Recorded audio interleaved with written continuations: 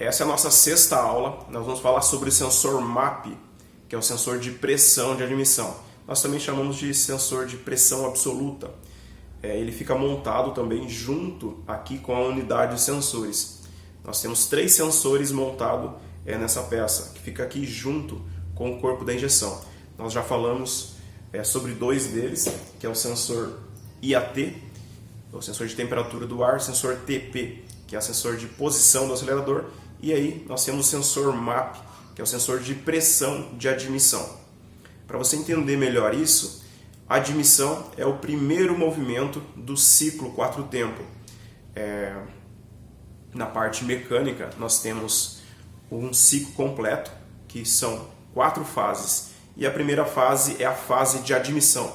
É o movimento que o pistão ele puxa para dentro do motor uma quantidade de ar e combustível, para que depois ele inicie ali as outras 3 fases, executando a pressão, a explosão, ele joga o combustível fora.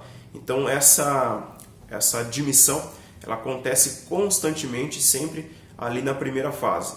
Ele vai puxar esse volume de ar e combustível e esse sensor vai fazer a leitura dessa pressão que está sendo exercida nesse movimento dentro do coletor. Essa pressão ela pode ter variações. Quanto mais alto for uma região, mais rarefeito é o ar e há sim uma alteração de pressão ali no volume de ar que é puxado para dentro do motor. E é esse sensor que faz esse acompanhamento. Então, indiferente à região que você mora, seja ali a nível do mar, seja região mais alta, essa variação de pressão, essa variação de massa de ar, esse sensor vai fazer essa leitura constantemente. Então, se você fizer uma viagem e houver qualquer diferença do volume de ar que essa motocicleta puxar para dentro do motor, esse sensor de pressão ele vai fazer essa leitura e auxiliar a dosagem do combustível. Nós podemos ter um aumento de combustível ou uma diminuição de combustível dependendo do volume de ar, da pressão que estiver entrando dentro desse motor. Esse sensor ele tem umas borrachas aqui, alguns O-rings, que faz a vedação para que a gente tenha realmente uma pressão absoluta. Qualquer perca de pressão por essas borrachas, ele vai gerar o código de falha e também vai indicar uma alteração, uma leitura falsa dessa pressão. E com isso ele gera o código de falha e aí nós precisamos trocar esses O-rings. Já é um diagnóstico se você tiver um problema do sensor MAP, gerando o código referente à sua motocicleta, referente à montadora, que não são os mesmos códigos, você pode trocar esses retentores e resolver o problema. Em alguns casos, nós temos sim um problema, uma deficiência, um defeito na peça. E aí, como os outros sensores, nós temos que trocar a unidade de sensores. Não tem como trocar somente o sensor MAP.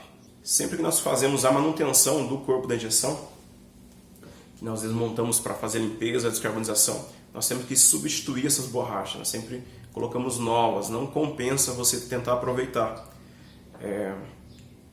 Porque a central ela recebe um sinal de voltagem desse sensor, dependendo do volume de massa de ar, dependendo da quantidade de ar que ele estiver puxando, esse sensor vai enviar uma voltagem para a central através de um fio.